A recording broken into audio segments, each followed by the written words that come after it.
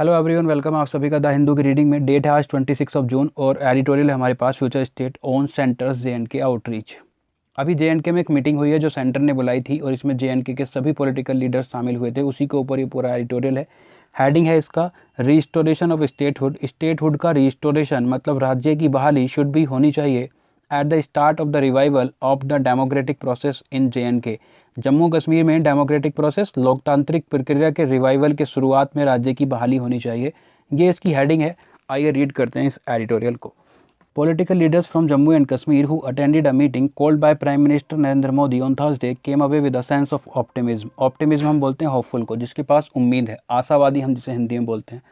Political leaders Jammu and Kashmir के who attended, जिन्होंने attend किया एक मीटिंग को। वो मीटिंग किसने बुलाई थी? कॉल बाय की गई किसके द्वारा? प्राइम मिनिस्टर नरेंद्र मोदी के द्वारा। कब? On Thursday. तो कॉल बाय का मतलब होता है किसी इवेंट के लिए लोगों को बुलाना। एक मीटिंग बुलाई गई, कॉल की गई किसके द्वारा? पीएम नरेंद्र मोदी के द्वारा। और कब की गई? On Thursday. केम अवे, अब ये केम एक वर्ब है, इसका सब्जेक्ट क्या है? Political leaders. ये देखो ध्यान से, जम्मू कश्मीर के पॉलिटिकल लीडर्स जिन्होंने मीटिंग को अटेंड किया और वो मीटिंग कॉल बाय की गई थी पीएम नरेंद्र मोदी के द्वारा थर्सडे को। तो अभी तक इसका हमें वर्ब नहीं मिला है, तो ये वर्ब इसी का है, केम अवे। केम अवे का मतलब होता है दूर आना। तो जो पॉलिटिकल लीडर्स हैं वो मीटिंग से दूर आए, मतलब बाहर आए with the sense of optimism, एक आशावादी सेंस के साथ। मतलब उनकी आंखों में कोई उम्मीद थी, और वो उम्मीद क्या थी? Restoration of statehood. स्टेटहुड का रिस्टोरेशन, राज्य की बहाली, जेएनके को राज्य बनाने की पेशकश कर रही है, उसके लिए टर्म यूज़ किया जा रहा है बार बार, as somewhere on the horizon. Horizontal आप जानते हैं, एक 36 लाइन को बोलते हैं। तो यहीं से इसके सेंस को तैयार किया गया है कि कहीं वो ज़मीन पर है, ग्राउंड पर है, कहीं आसपास है। Even if a total reversal of the withdrawal of the special status remains unlikely. 370 जब हटा था तो जो जेएनके को स्पेशल स्टेटस मिला हुआ था वो चला गया था उसके पास से, तो वो वहाँ से विड्रॉ होगा, उसकी कोई भी संभावना नहीं है। The meeting itself was a surprise. ये मीटिंग अपने आप में एक सरप्राइज थी। And came at a time, और ये उस समय आई। उस समय आई का मतलब उस समय हुई कब? When expectations of any quick resolution वो वेरी लो। जब सारी उम्मीदें, सारी एक्सपेक्टेशंस किसी भी क्विक सॉल्यूशन के लिए बहुत ही ज़्यादा कम थी। बट द फैक्ट दैट, लेकिन फैक्ट ये है, लेकिन सच ये है, स्पेक्ट्रम। स्पेक्ट्रम किसे बोलते हैं? 7 रंग होते हैं, उन 7 रंग के ग्रुप को हम स्पेक्ट्रम बोलते हैं। इन 7 से सारे रंग बनते हैं, इस वजह से हमने इसे स्पेक्ट्रम बोला है। तो स्पेक्ट्रम का मतलब है सब। स्पेक्ट्रम ऑफ पॉलिटिकल लीडर्स, सारे पॉलिटिकल लीडर्स के लिए ये टर्म यूज़ किया गया है। बट द फैक्ट ये है, सच ये है कि सारे political leaders goat the invitation पाया, मतलब सबको इन्विटेशन मिला फ्रॉम द सेंटर। कहाँ से? सेंटर से, इंडियन गवर्नमेंट से। Without any set pre conditions, बिना किसी सेट प्री कंडीशन के, कि कोई उनके पास पहली कंडीशन नहीं थी पहले से कि ऐसी कंडीशंस हैं तब आप मीटिंग अटेंड कर सकते हो। किसी भी कंडीशन के बिना उन सबको इन्विटेशन मिला। had raised hopes of progress. Eventually, the meeting gave reason to Kashmir's political class. इस टर्म का मतलब क्या हुआ? कश्मीर की पॉलिटिकल क्लास का क्या मतलब है? कि कश्मीर की पॉलिटिकल पार्टीज, पॉलिटिकल लीडर्स, पूरी क्लास की हमने बात की है, जो भी पॉलिटिक्स से रिलेट करता है सब के लिए ये यूज़ किया गया है। तो मीटिंग ने एक रीज़न दिया कश्मीर की पॉलिटिकल क्लास को, मतलब पॉलिटिकल लीडर्स को, पॉलिटिकल पार्टीज़ को, टू बिलीव इन पॉसिबिलिटीज़ में बिलीव करने के लिए। अब ये पॉसिबिलिटीज़ किसके लिए यूज़ किया गया? कि जो स्टेट का रिस्टोरेशन है, जो राज्य की बहाली होने की बात हो रही है, उसके लिए यहाँ पॉसिबिलिटीज़ की बात की गई है, कि संभावनाओं में बिलीव रखने के लिए मीटिंग ने एक रीज़न दिया कश्मीर के पॉलिटिकल लीडर्स को, पॉलिटिकल पार्टीज़ को, that did not seem to exist just a week earlier, जो एक वीक पहले कहीं भी एग्जिस्ट होती हुई भी नहीं दिख रही थी। But restoration of statehood to J&K which was reorganized as 2 union territories। अब जब 370 को हटाया गया था तो क्या किया गया था कि 2 यूनियन टेरिटरी बना दी गई थी, 2 केंद्र शासित प्रदेश बना दिए गए थे जो अभी तक हैं। Should be the first step in the revival of the democratic political process. जो पहला स्टेप होना चाहिए वो क्या होना चाहिए? कि जो डेमोक्रेटिक पॉलिटिकल प्रोसेस है, जो लोकतांत्रिक प्रोसेस है, उसके हिसाब से पहला कदम उठना चाहिए, उसे रोल में लेके आना चाहिए। And note the culmination. Culmination का मतलब होता है किसी भी चीज़ की लिमिट को पार कर जाना, जैसे हिंदी में बोलते हैं पराकाष्ठा, of some elaborate negotiation strategy. ना कि उसकी पराकाष्ठा हो, ना उसका कल्मिनेशन हो, ना उसकी लिमिट पार की जाए। जो इलेबरेट निगोशिएशन स्ट्रेटेजी है, एक ऐसी रणनीति है जिसका निगोशिएशन इलेबरेट है। इलेबरेट मतलब बहुत ही मुश्किल है, वेरी डिफ़िकल्ट, हम बोलते हैं इलेबरेट, ठीक है। मिस्टर मोदी ने डिस्क्राइब किया मीटिंग को as an important step in the ongoing efforts. Important step किसमें? जो एफर्ट्स चल रहे हैं, ऑन गोइंग मतलब जो अभी कंटिन्यू है, उन एफर्ट्स में towards a developed and progressive JNK। अब देखो जो आरसी वाले बच्चे हैं, जब आरसी आता है या क्लोज टेस्ट आता है तो इन चीज़ों को आपको ध्यान में रखना है। आरसी में नीचे क्वेश्चन पूछे जाते हैं, तो ऐसी ऐसी चीज़ों को ध्यान में रखना है कि मोदी जी ने जो डिस्क्राइब किया है उसमें किन वर्ड्स का यूज़ किया है JNK के लिए। डेवलप्ड एंड प्रोग्रेसिव का यूज़ किया है। While committing to strengthen grass roots, grass roots का मतलब होता है, ग्रास मतलब घास और रूट मतलब जड़, घास की जड़ मतलब एकदम बेसिक डेमोक्रेसी। जबकि कमिट करते हुए जो डेमोक्रेसी के बेसिक्स हैं, he called for quick delimitation of constituencies. Delimitation का मतलब होता है किसी भी चीज़ की एक हद, boundary, limit.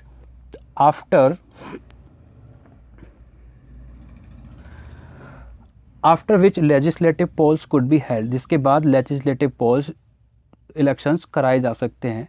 Home minister Amit Shah insisted मतलब जोर देकर इस बात को कहा। अमित शाह ने, होम मिनिस्टर गृह मंत्री अमित शाह ने इंसिस्ट किया, जोर देकर इस बात को कहा, क्या?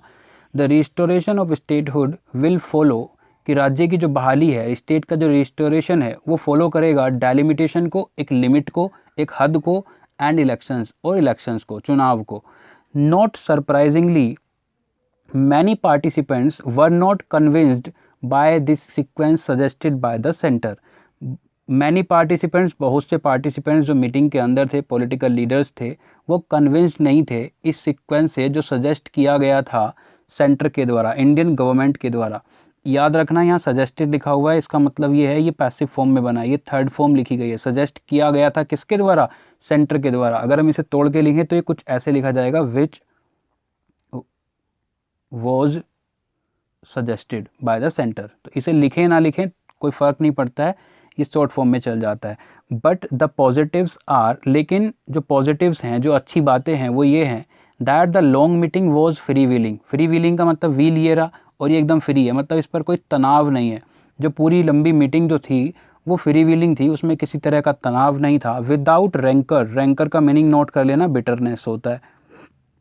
नोट करते चलना, जितने भी वर्ड्स आते हैं सबको मैं समझाता हूँ आपको, नोट करते रहना अपनी लैंग्वेज में। बिटरनेस, बिना किसी कड़वाहट के, बिना किसी, अब बिटरनेस की जगह हम तनाव का यूज़ कर सकते हैं, बिना किसी तनाव के, बिना किसी विरोध के। And all parties were United in the demand for the restoration of statehood.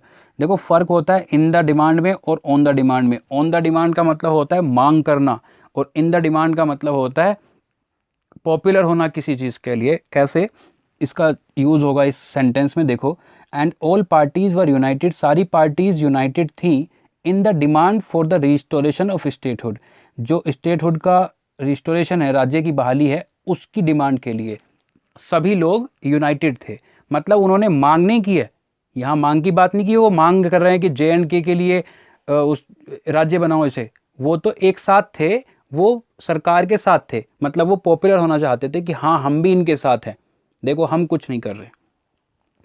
Most participants also साउट, बहुत सारे पार्टिसिपेंट्स ने, बहुत सारे लीडर्स ने मांग की किस चीज़ की? An assurance to return the domiciliary rights concerning land and state services.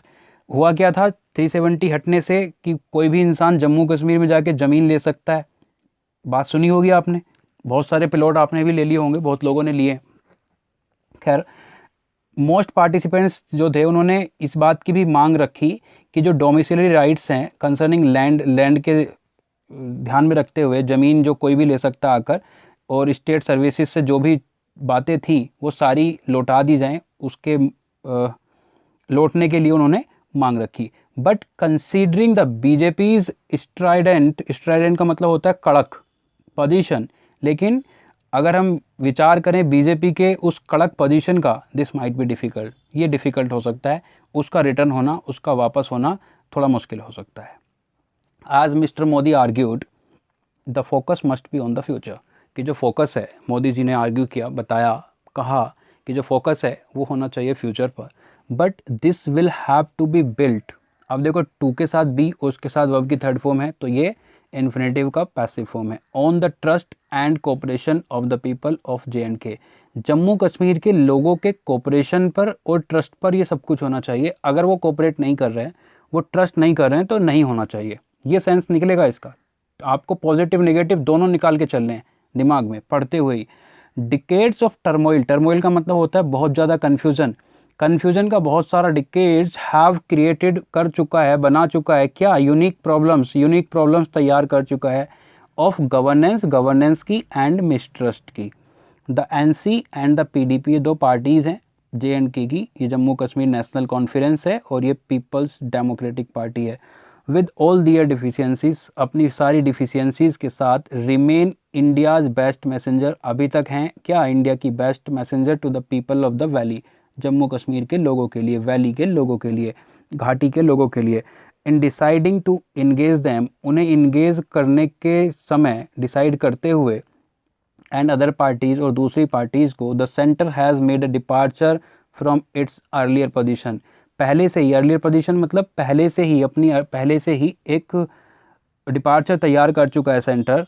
Bye seizing the opportunity these parties also showed maturity, global and domestic factors, जो ग्लोबल फैक्टर्स हैं और डोमेस्टिक फैक्टर्स हैं, माइट हैव नज्ड का मतलब होता है किसी को पुश करना, किसी से रिक्वेस्ट करना, किसी से बोलना, किसी को ये कहना ऐसा करो।